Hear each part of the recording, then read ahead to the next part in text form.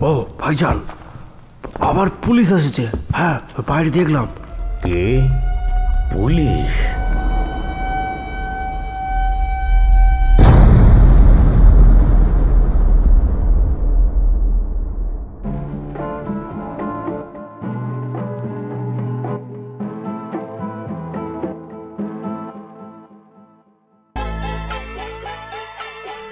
আমরা নতুন নতুন গল্প বলতে ভালোবাসি।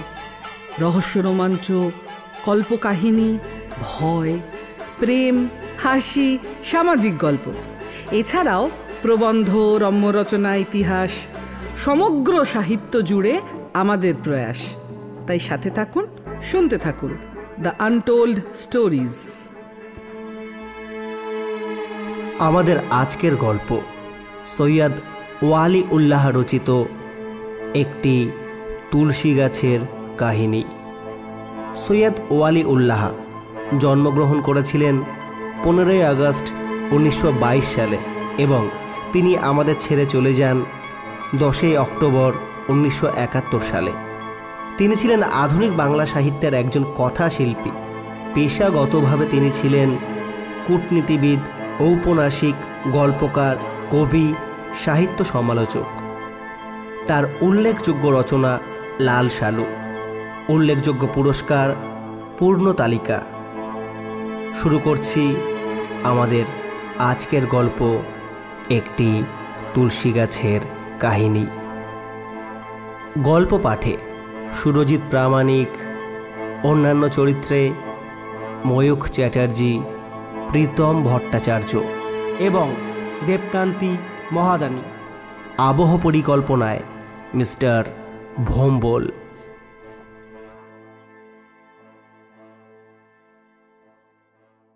আল্লাহু আকবার, আল্লাহু আকবার, আল্লাহু আকবার, আল্লাহু আকবার।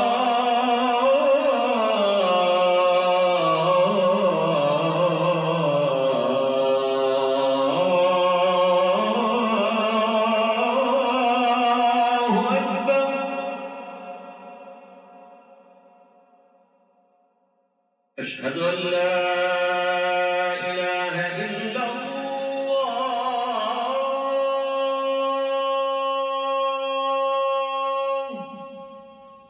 ধনুকের মতো বাঁকা কংক্রিটের পুটলির পরেই বাড়িটা।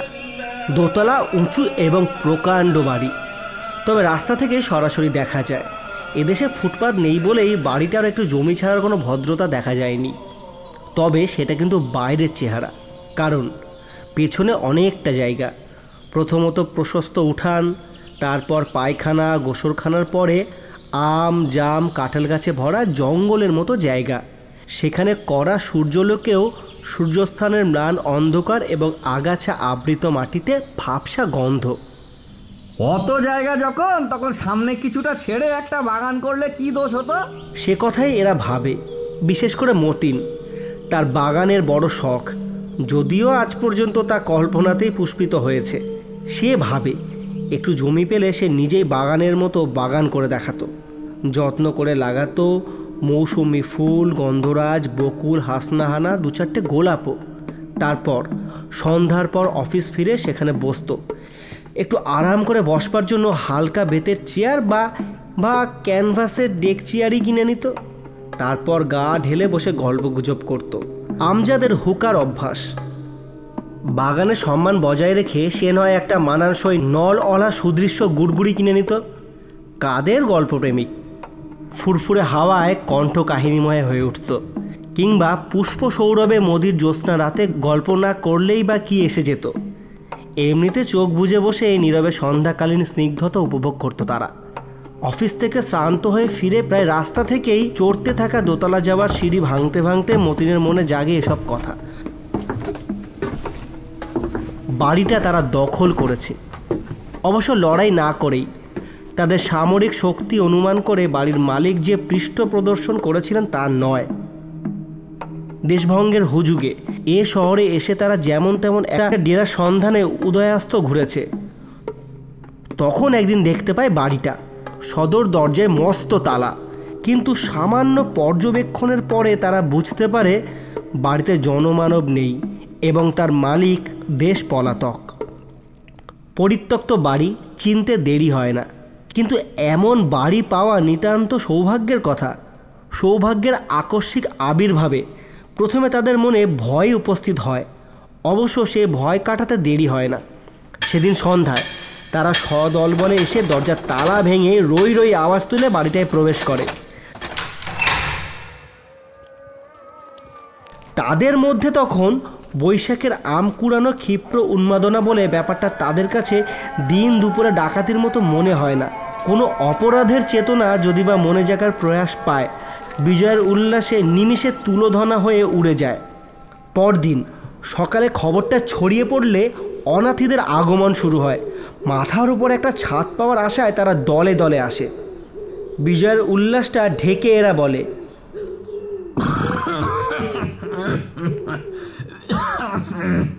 কি দেখছেন? জায়গা নাই কোথাও, সব ঘরেই বিছানা পড়েছে। এই যে ছোট্ট ঘরটি, তাতেও 4-4টে বিছানা পড়েছে। এখনো তো শুধু বিছানা মাত্র, পরে ওই 6 ফুট বাই 2.5 ফুটের 4টি চৌকি আর 2-1টা চেয়ার টেবিল এলে পা ফেলার জায়গা থাকবে না। একজন সমবেদনার কণ্ঠে বলে, আপনাদের তকলিফ কি সেটা কি আমরা বুঝি না? একদিন আমরা কম কষ্ট পেয়েছি, তবে আপনাদের কপাল মন্দ, সেই হচ্ছে আসল কথা। যারা হতাশ হয় তাদের মুখ কালো হয়ে ওঠে সমবেদনা ভরা উক্তিতে। ওই যে ওই দিকের ওই ঘরটা তো খালি, ওই যে ওই ঘরটা। নিচের তলার রাস্তার ধারে ঘরটা অবশ্য খালি মনে হয়। খালি দেখালেও খালি নয়, ভালো করে চেয়ে দেখুন। দেওয়ালের পাশে 17 ইঞ্চিতে বাঁধা 2টি বেডিং। শেষ জায়গাটাও 2 ঘন্টা হলো অ্যাকাউন্টেন্সির ওই বদরুদ্দিন নিয়েছে। শালার কাছ থেকে বিছানাপত্র আনতে গেছে। শালাও আবার তার এক দোস্তের বাড়িতে বারান্দায় আস্থানা গেড়েছে। পরিবার না থাকলে শালাটিও এসে হাজির হতো। নেহাত কপালের কথা। আবার একজনের কণ্ঠ সমবেদনায় খলখল করে ওঠে, যদি ঘন্টা 2 আগে আসতেন তবে বদরুদ্দিনকে কলা দেখাতে পারতেন। ঘরটায় তেমন আলো নেই বটে, কিন্তু ওই দেখুন জানালার পাশেই সরকারি আলো। রাতে কোনোদিন ইলেকট্রিসিটি ফেল করলে সে আলোতেই দিব্যি চলে যাবে।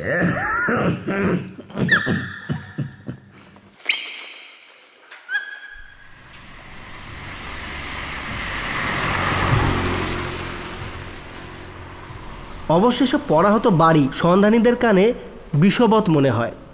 যথা সময়ে বেদখলি বাড়ির ব্যাপারটা তদারক করার জন্য পুলিশ আসে। সেটা স্বাভাবিক, দেশময় একটা ঘোর পরিবর্তনের আলোড়ন বটে, কিন্তু কোথাও যে রীতিমতো মগের মুলুক পড়েছে তা নয়। পুলিশ দেখে তারা ভাবে, পলাতক গৃহকর্তা কি বাড়ি উদ্ধারের জন্য সরকারের কাছে আবেদন করেছে? তবে সে কথা বিশ্বাস হয় না। 2 দিনের মধ্যে বাড়িটা খালি করে দিয়ে যে দেশ থেকে উধাও হয়ে গেছে, বর্তমানে তার অন্যান্য গভীর সমস্যার কথা ভাববার আছে। সন্দেহ থাকে না যে পুলিশে খবরটা দিয়েছে তারাই, যারা সময় মতো এখানে না এসে শহরের অন্য কোনো প্রান্তে নিষ্ফলভাবে বাড়ি দখলের ফিরিকে ছিল। মন্দ ভাগ্যের কথা মানা যায়, কিন্তু সহ্য করা যায় না। ন্যায় অধিকার হারিয়ে যাওয়া এক কথা, অন্যায়ের ওপর ভাগ্য লাভ অন্য কথা। হিংসাটা ন্যায়সঙ্গত তো মনেই হয়, কর্তব্য বলেও মনে হয়। এরা রুখে দাঁড়ায়।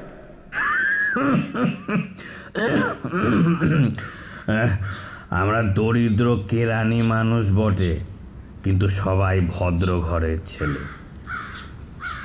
বাড়ি দখল করেছি বটে, কিছু জানলা দরজা কিচ্ছু ভাঙি নাই। আর ওই ইট পাথর খসিয়ে চোরা বাজারেও চালান করে দিই নাই। হ্যাঁ, আমরাও আইন কানুন বুঝি। কে নালিশ করেছে? ও, বাড়িওয়ালা নয়, তবে নালিশটাও যথাযথ নয়। হ্যাঁ, কাদের কেবল কাতর রব তোলে। ওই দেখো, যাবো কোথায়? শখ করে কি এখানে উঠে এসেছি? সদল বলে সাব ইন্সপেক্টর ফিরে গিয়ে না হক না বেহক, না ভালো না মন্দ, ঘোর ঘোরালো একটা রিপোর্ট দেয়, যার মর্ম এই: উদ্ধারের ভয়ে হয়তো ওপরওয়ালা তা ফাইল চাপা দেওয়া শ্রেয় মনে করে, অথবা বুঝতে পারে এ যুগের সময়েও অন্যায়ভাবে বাড়ি দখলের বিষয়ে সরকারি আইনটা তেমন পরিষ্কার বোঝা যাচ্ছে না। কাদের চোখ টিপে বলে, সত্যি কথা বলতে দোষ কি? সাব ইন্সপেক্টরের দ্বিতীয় বউ আমার একরকম আত্মীয়া। এই কাউকে বলবেন না কিন্তু, হ্যাঁ। কথাটা অবশ্য বিশ্বাস হয় না, তবে অসত্যটি গোড়ায় যে কেবল একটা নির্মল আনন্দের উস্কানি তা বুঝে কাদেরকেও ক্ষমা করতে তাদের দ্বিধা বোধ হয় না। উৎফুল্ল কণ্ঠে কেউ প্রস্তাব করে, কি হে, চা মিষ্টিটা হয়ে যাক। রাতারাতি সরগরম হয়ে ওঠে প্রকাণ্ড বাড়িটা। আস্তানা একটি পেয়েছে এবং সে আস্তানাটি কেউ হাত থেকে কেড়ে নিতে পারবে না। শুধু এই বিশ্বাসই তার কারণ নয়, খোলামেলা ঝকঝকে তকতকে বাড়ি তাদের মধ্যে একটা নতুন জীবন সঞ্চার করেছে যেন। এদের অনেকেই কলকাতায় ব্ল্যাকমেল লেনে খালাসিপট্টিতে, বৈঠকখানায় দফতদিদের পাড়ায়, নৈয়াদ শাহের লেনে তামাক ব্যবসায়ীদের সঙ্গে, বা কমরু খাসনামা লেনে অকথ্য দুর্গন্ধ নোংরার মধ্যে দিয়ে দিন কাটিয়েছে। তুলনায় এ বাড়ি বড় বড় কামরা, নীলকুঠি দালানের ফ্যাশনে মস্ত মস্ত জানলা, খোলামেলা উঠান, আরও পেছনে বন জঙ্গলের মতো আম জাম কাঁঠালের বাগান, এসব যেন একটি ভিন্ন দুনিয়া তৈরি করেছে। এরা লাট বেলাটের মতো এক একজন এক একটা ঘর দখল করেনি, এ কথা সত্যি। তবু এত আলো বাতাস কখনো তারা উপভোগ করেনি। ধমনীতে সবল সতেজ রক্ত আসবে, 1000-2000 অলাদের মতো ধনস্বাস্থ্যের জৌলস আসবে, দেহতেও ম্যালেরিয়া, কালার জ্বর, ক্ষয় ব্যাধি মুক্ত হবে। রোগাপটকা ইউনুস ইতিমধ্যে তার স্বাস্থ্যের পরিবর্তন দেখতে পায়। সে থাকতো ম্যাকলিওড স্ট্রিটে। গলিটা যেন সকালবেলা আবর্জনা ভরা ডাস্টবিন। সেই গলিতেই নড়বড়ে ধরনের একটা কাঠের দোতলা বাড়িতে রান্নাঘরের পাশে স্যাঁতস্যাঁতে একটি কামরায় কচ্ছ দেশীয় চামড়া ব্যবসায়ীদের সঙ্গে 4-5 বছর সে বাস করেছে। পাড়াটি চামড়ার উৎকণ্ঠ গন্ধে সর্বক্ষণ এমন ভরপুর হয়ে থাকতো যে রাস্তার ড্রেনের দুর্গন্ধ নাকে পৌঁছতো না। ঘরের কোণে ইঁদুর বেড়াল মরে পচে থাকলেও তার খবর পাওয়া দুষ্কর ছিল। ইউনুসের জ্বর জারি লেগেই থাকতো, থেকে থেকে শেষ রাতে কাশির দমক উঠত।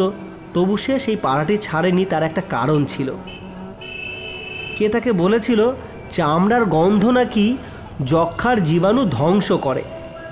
দুর্গন্ধটা তাই সে অম্লান বদনে সহ্য করত। সময় সময় অফিস থেকে ফিরে জানলার পাশে দাঁড়িয়ে পাশের বাড়ির নিশ্ছিদ্র দেয়ালের দিকে তাকিয়ে বুক ভরে নিঃশ্বাস নিত। তাতে অবশ্য তার স্বাস্থ্যের কোনো উন্নতি দেখা যায়নি।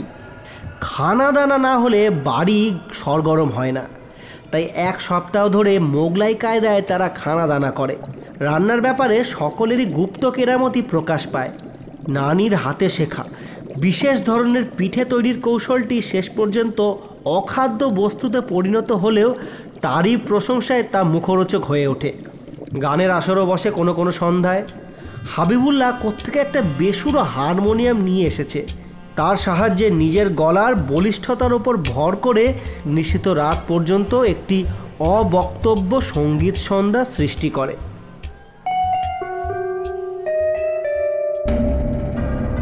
এ সময় একদিন উঠোনের প্রান্তে রান্নাঘরের পেছনে চৌকোনা আধ হাত উঁচু ইটের তৈরি একটা মঞ্চের উপর তুলসী গাছটির দিকে তাদের দৃষ্টিগত হয়।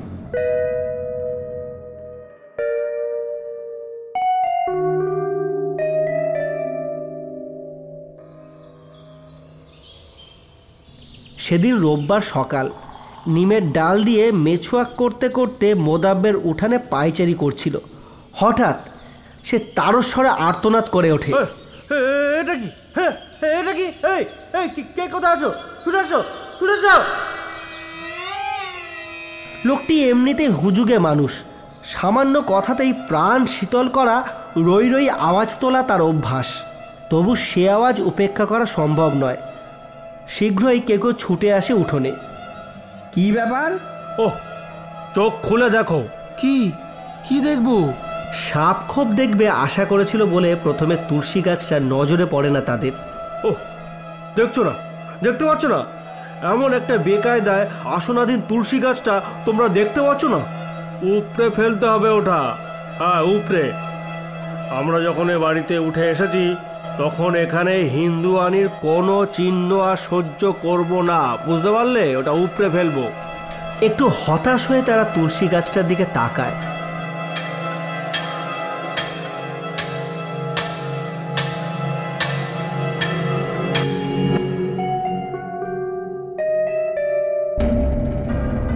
এ সময় একদিন উঠোনের প্রান্তে রান্নাঘরের পেছনে চৌকোনা আধ হাত উঁচু ইটের তৈরি একটা মঞ্চের উপর তুলসী গাছটির দিকে তাদের দৃষ্টিগত হয়।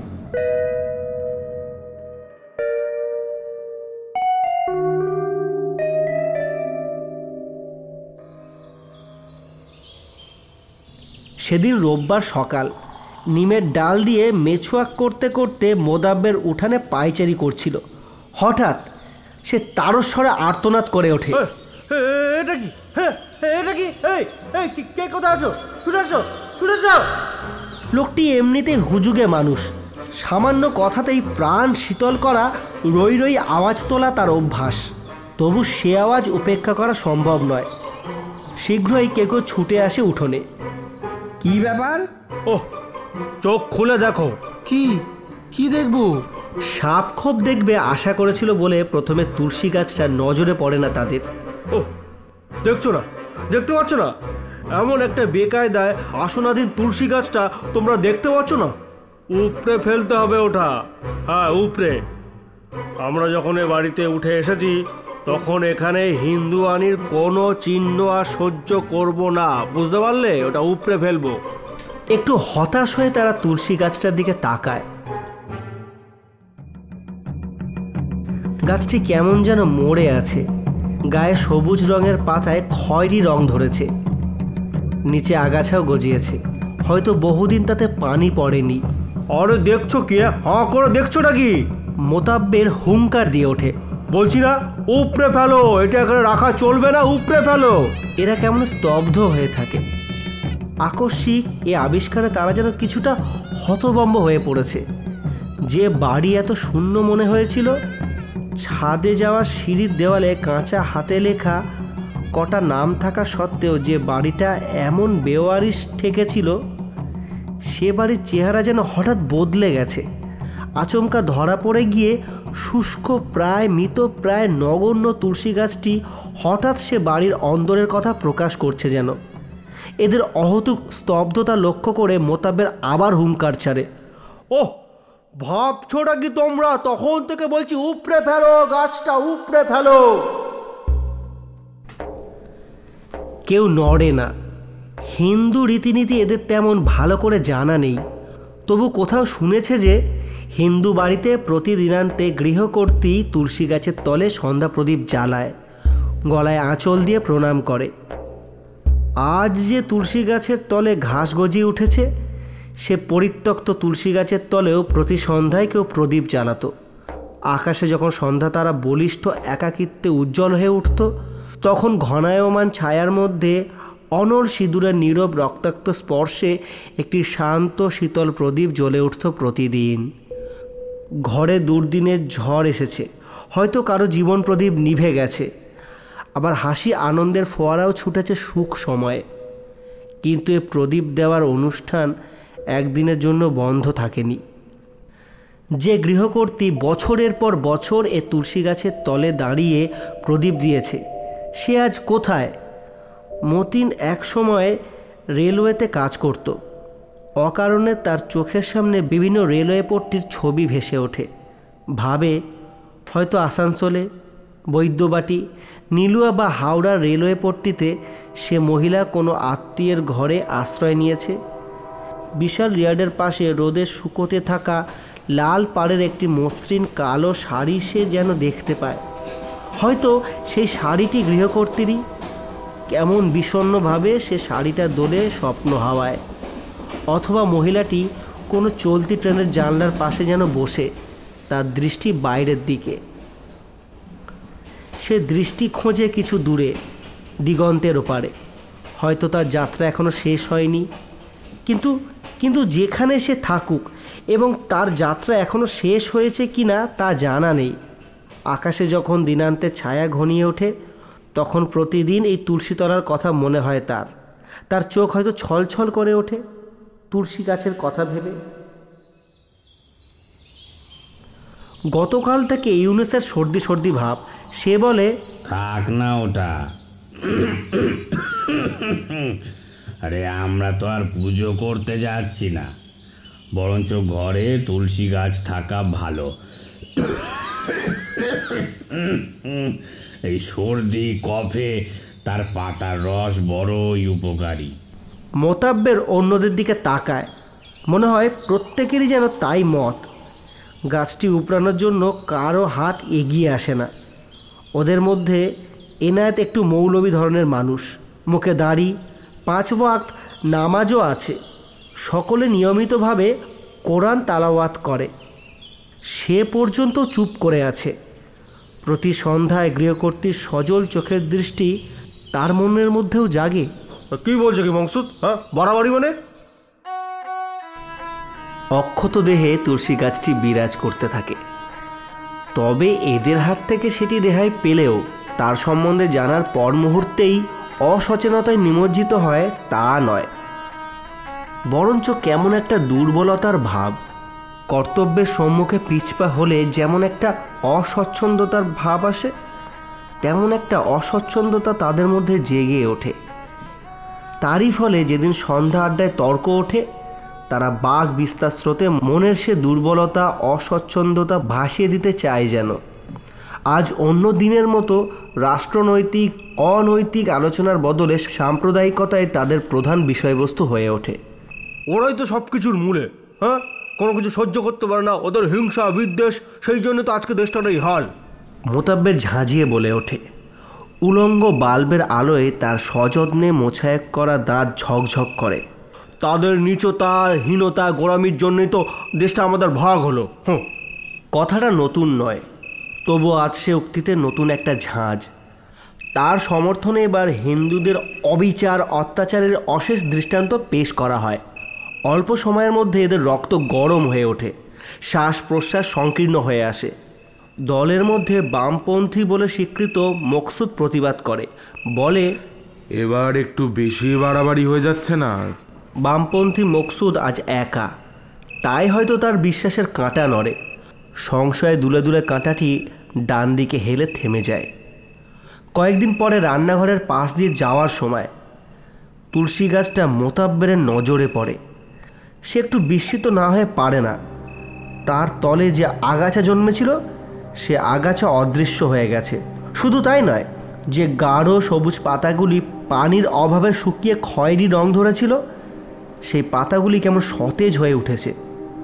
সন্দেহ থাকে না যে তুলসী গাছটির যত্ন নিচ্ছে কেউ, খোলাখুলিভাবে না হলেও লুকিয়ে লুকিয়ে তার গোড়ায় কেউ না কেউ পানি ঢালছে।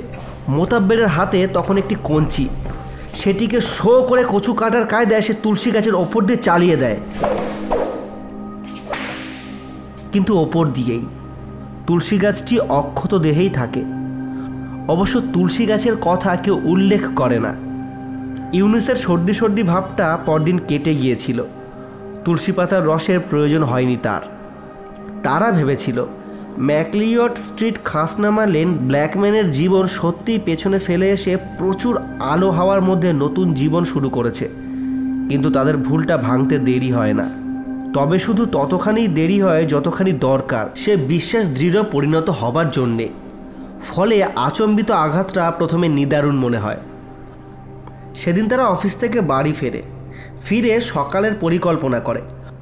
মোদাব্বের খিচুড়ি রান্নার আয়োজন শুরু করেছে। এমন সময় বাইরের সিঁড়িতে ভারী জুতোর মচমচ আওয়াজ শোনা যায়। বাইরে একবার উকি দিয়েই মোদাব্বের ক্ষিপ্র পদে ভেতরে আসে। ও ভাইজান, আবার পুলিশ এসেছে। হ্যাঁ, বাইরে দেখলাম। সে ফিস ফিস করে বলে, কে? পুলিশ? আবার কেন পুলিশ? ইউনুস ভাবে হয়তো রাস্তা থেকে ছেঁচড়া চোর পালিয়ে সে বাড়িতে ঢুকেছে এবং তারই সন্ধানে পুলিশের আগমন হয়েছে। কথাটা মনে হতেই নিজের কাছেই তা খরগোশের গল্পের মতো ঠেকে। শিকারির সামনে আর পালাবার পথ না পেয়ে হঠাৎ চোখ বুজে বসে পড়ে খরগোশ, আর ভাবে কেউ তাকে দেখতে পাচ্ছে না। আসলে তারাই কি চোর নয়? সব জেনেও তারাই কি সত্যি কথাটা স্বীকার না করে এ বাড়িতে অবিশ্বাস্য মনোরম জীবন সৃষ্টি করেছে নিজেদের জন্য? পুলিশ দলের নেতা সাবেকি আমলের মানুষ। হ্যাট বগলে চেপে তখন সে দাগ পড়া কপাল থেকে ঘাম মোছে। কেমন একটা নিরীহ ভাব। তার পশ্চাতে ধনুকধারী কনস্টেবল দুটিকেও মস্ত গোঁফ থাকার সত্ত্বেও নিরীহ মনে হয়। তাদের দৃষ্টি ওপরের দিকে, তারা যেন কড়িকাঠ কোণে। ওপরের ঝিলমিলির খোপে একজোড়া কবুতর বাসা বেঁধেছে। হয়তো তারা সেই কবুতর দুটিকেই দেখছে। হাতে বন্দুক থাকলে নিরীহ মানুষেরও দৃষ্টি পড়ে পশু পাখির দিকে। সবিনয়ে মতিন প্রশ্ন করে, কাকে দরকার স্যার? আপনাদের সবাইকে। পুলিশদের নেতা একটু ক্ষণক্ষণে গলায় ঝট করে উত্তর দেয়, আপনারা বেআইনিভাবে এই বাড়িটা কবজা করেছেন। কথাটা না মেনে উপায় নেই। ওরা প্রতিবাদ না করে সরল চোখে সামান্য কৌতূহল জড়িয়ে পুলিশদের নেতার দিকে চেয়ে থাকে। 24 ঘন্টার মধ্যে আপনাদের এই বাড়ি ছাড়তে হবে, সরকারের হুকুম। এরা নীরবে মুখ চাওয়াচাই করে। অবশেষে মোতাব্বের গলা সাফ করে প্রশ্ন করে, বলছিলাম স্যার, কেন বাড়িওয়ালা নালিশ করেছে নাকি? অ্যাকাউন্টস অফিসের মোটা বদরুদ্দিন গলা বাড়িয়ে কনস্টেবল দুটির পেছনে একবার তাকিয়ে দেখে বাড়িওয়ালা সন্ধানে। না, সেখানে কেউ নেই। তবে রাস্তায় কিছু লোক জড়ো হয়েছে। অন্যের অপমান দেখার নেশা বড়ই নেশা। কোথায় বাড়িওয়ালা? না হেসেই গলায় হাসি তোলে পুলিশের নেতা। এদের একজনে হেসে ওঠে। একটা আশার সঞ্চার হয় যেন। তবে স্যার আপনারা? গভর্নমেন্ট বাড়িটা রিকুইজিশন করেছে। এবার আর হাসি জাগে না। বস্তুত অনেকক্ষণ যেন কারো মুখে কোনো কথা সরে না। তারপর মকসুদ গলা বাড়ায়, গভর্নমেন্ট রিকুইজিশন করেছে? বাহ, তো স্যার আমরা কি কেউ গভর্নমেন্টের লোক নই? হ্যাঁ। এবার কনস্টেবল দুটির দৃষ্টিও কবুতর কড়িকাঠ ছেড়ে মকসুদের প্রতি নিক্ষিপ্ত হয়। তাদের দৃষ্টিতে সামান্য বিস্ময়ের ভাব। মানুষের নির্বুদ্ধিতায় এখনও তারা চমকিত হয়। তারপর প্রকাণ্ড সে বাড়িতে অপর্যাপ্ত আলো বাতাস থাকলেও একটা গভীর ছায়া নেমে আসে। প্রথমে অবশ্য তাদের মাথায় খুন চড়ে। নানা রকম বিদ্রোহ ঘোষণার কথা শোনা যায়। তারা যাবে না কোথাও, ঘরের খুঁটি ধরে পড়ে থাকবে, যাবে তো লাশ হয়ে যাবে। না না, আমরা এখান থেকে কোথাও যাব না। হ্যাঁ, এইভাবে আমরা কেন যাব? না, এইভাবে যাওয়া যায় না। যায় না? আমরা কি এদেশের মানুষ নই? সেটাই তো, আমরা কি এদেশের মানুষ নই? যাবো না। যাবো না, এখান থেকে যাই আমরা লাশ হয়ে যাবো। কি বলো? তবে মাথা শীতল হতে দেরি হয় না। তখন গভীর ছায়া নেমে আসে সর্বত্র। কোথায় যাবে তারা? পরদিন মোদাব্বের যখন এসে বলে তাদের মেয়াদ 24 ঘন্টা থেকে 7 দিন হয়েছে, তখন তারা একটা গভীর স্বস্তির নিঃশ্বাস ছাড়লেও যেন ঘন ছায়াটা নিবিড় হয়েই থাকে। এবার মোদাব্বের পুলিশের সাব ইন্সপেক্টরের দ্বিতীয় স্ত্রীর সঙ্গে তার আত্মীয়ার কথা বলে না। তবু না বলা কথাটা সবাই মেনে নেয়। তারপর 10ম দিনে তারা সদল বলে বাড়ি ত্যাগ করে চলে যায়।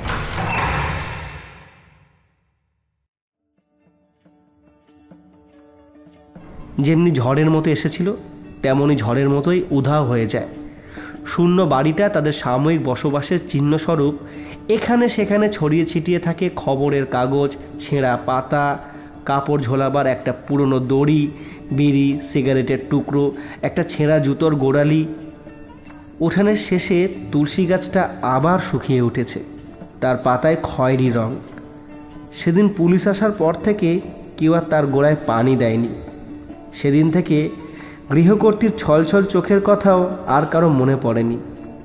কেন পড়েনি সে কথা তুলসী গাছের জানবার কথা না, মানুষেরই জানবার কথা।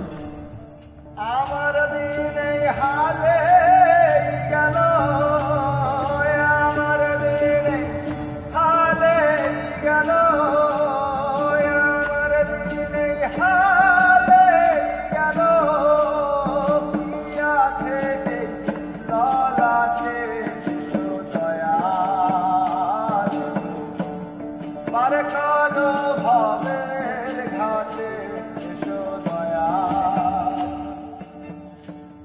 নোটে গাছটি মুড়লো।